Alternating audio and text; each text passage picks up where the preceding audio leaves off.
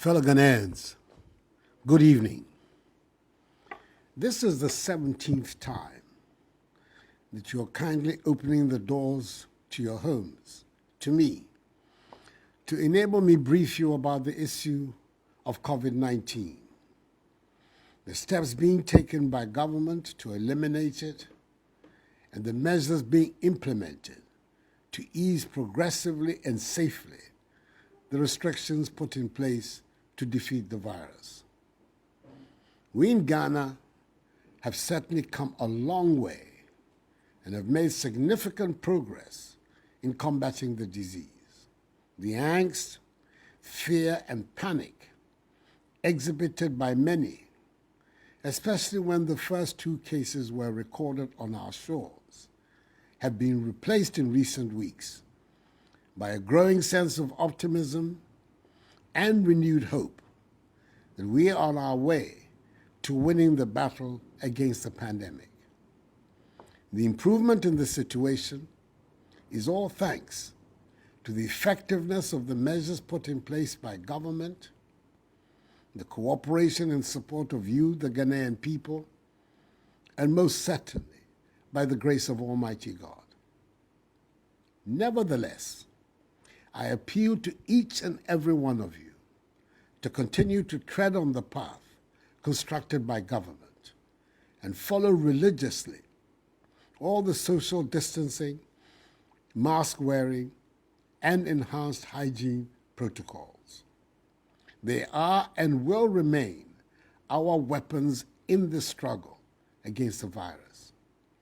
In the same manner, we have to remember to continue improving our fitness by exercising and eating well, patronizing our healthy Ghanaian foods, which will boost our immunity to disease and help us in the fight against the pandemic.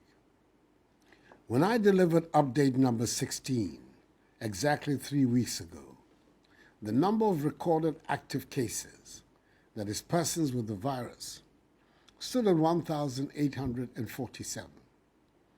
This number, as of Friday, 18 September, has reduced considerably to 507 persons.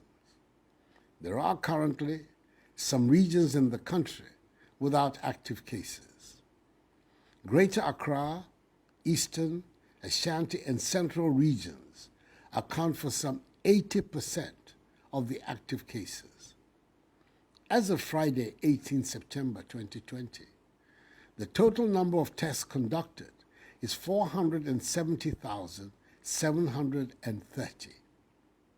So far, a total of 45,258 persons have recovered, and 297 persons, a great majority of them with underlying illnesses such as hypertension, diabetes, chronic liver disease, and asthma, have sadly died. In the face of these encouraging statistics, I know there are many who are wondering why I have not announced a complete return to normalcy in all aspects of national life, because they believe the figures suggest we've turned the tide in the fight against the virus. Yes, our death rate continues to be low, and our hospitals have mercifully not been overwhelmed, as there are presently only 20 severe and critical cases. Indeed, there are a lot of empty beds in our treatment centers, and the isolation centers have virtually no patients under care. But truth be told, we cannot afford at this critical moment to throw caution to the wind and destroy the incredible amount of work undertaken by government, health officials, heroic frontline health workers, and members of the security agencies in bringing us this far. Now more than ever, we must be even more disciplined in our adherence to the personal hygiene, mask wearing, and social distancing measures that have become part of our daily routines. That is the way to eliminate the virus altogether. The experience in other parts of the world show us that the virus can return with a vengeance once you let your guard down. Fellow Ghanaians, in my last address, I announced the reopening of our international airport, Kotoka International Airport, signaling our gradual reintegration with the rest of the world. 16 out of the 23 airlines that operated in Kotoka prior to its closure have again commenced flights to and from Accra. As of yesterday, Saturday, 19 September, a total of 10,061 passengers had been tested at Kotoka. In spite of the requirement that all passengers must be in possession of a negative PCR test result upon their arrival in Ghana, a test which should have been conducted not more than 72 hours before the scheduled departure from the country of origin. A total of 26 positive cases had been recorded from the tests at Kotoka.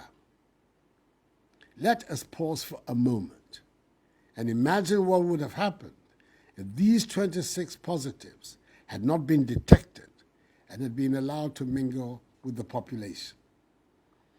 Even though the cost of 150 United States dollars per passenger for the mandatory airport COVID test has been criticized in certain quarters, the value of the test in its speed, accuracy, and savings for passengers who no longer have to bear the cost of the 14-day mandatory quarantine in hotels has been clearly established.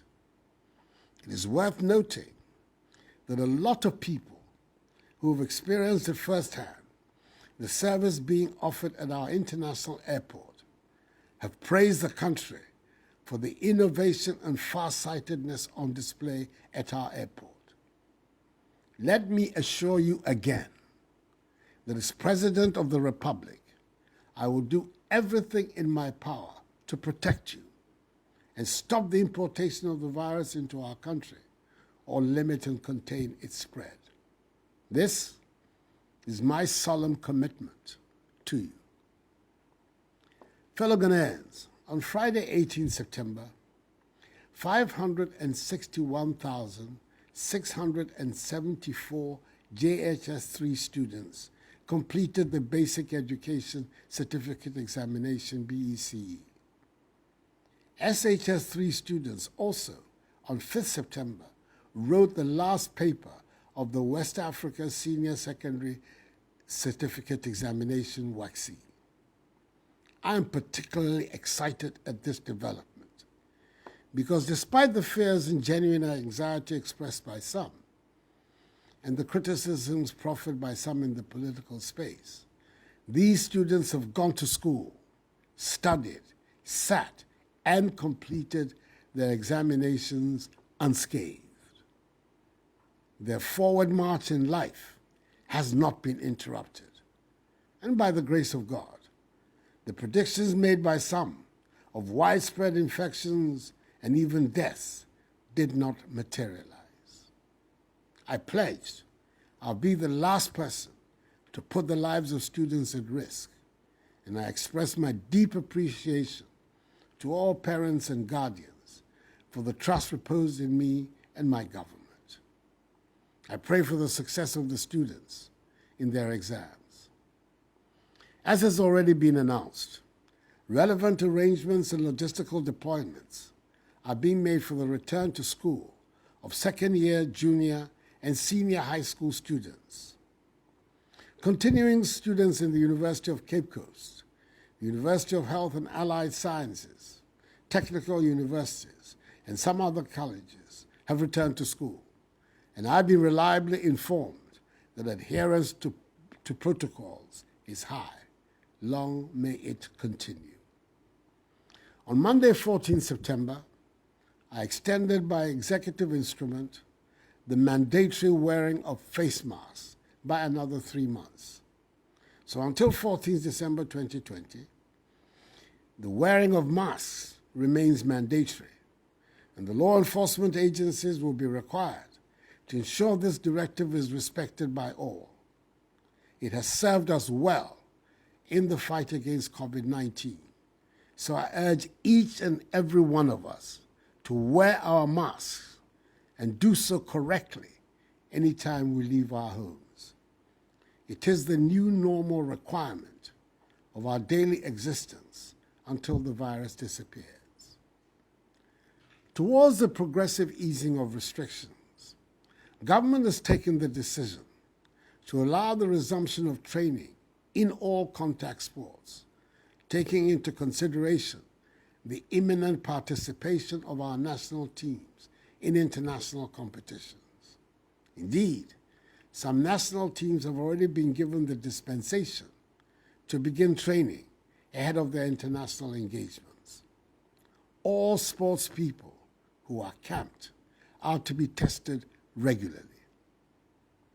Fellow Ghanaians, with respect to football, after due consultations with the Ghana Football Association, it has been decided that the Ghana Premier League and the Division I Football League will restart on Friday, 30th October, with a full regime of testing of the players, technical and management staff.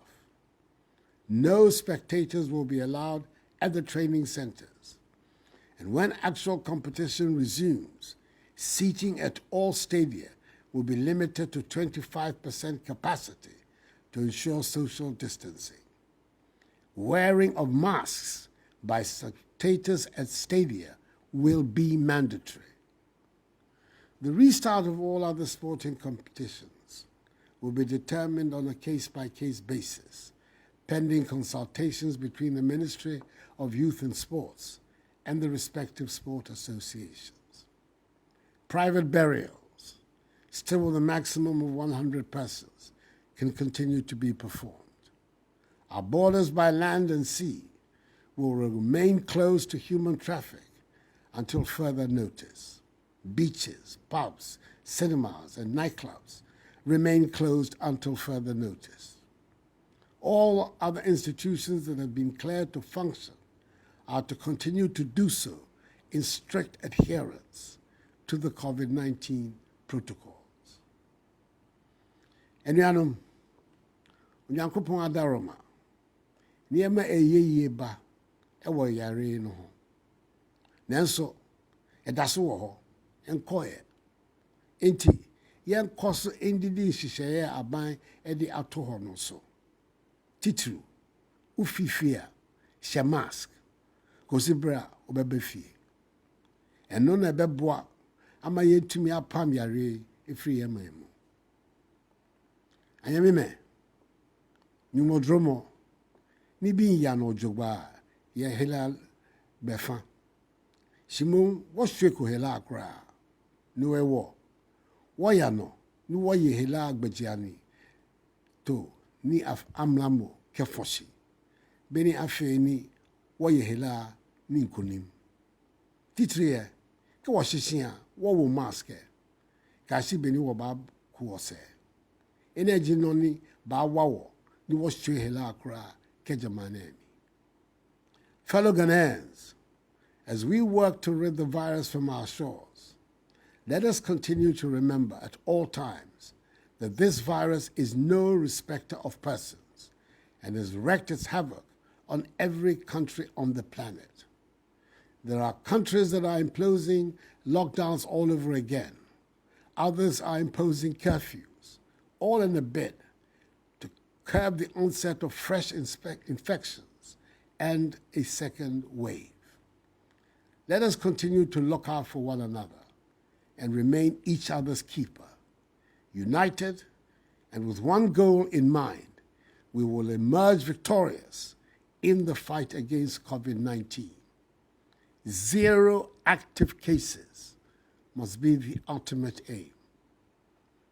My rallying cry to you all remains, this too shall pass, for the battle is the Lord's. May God bless us all in our homeland, Ghana, and make her great and strong. I thank you for your attention, and have a good night.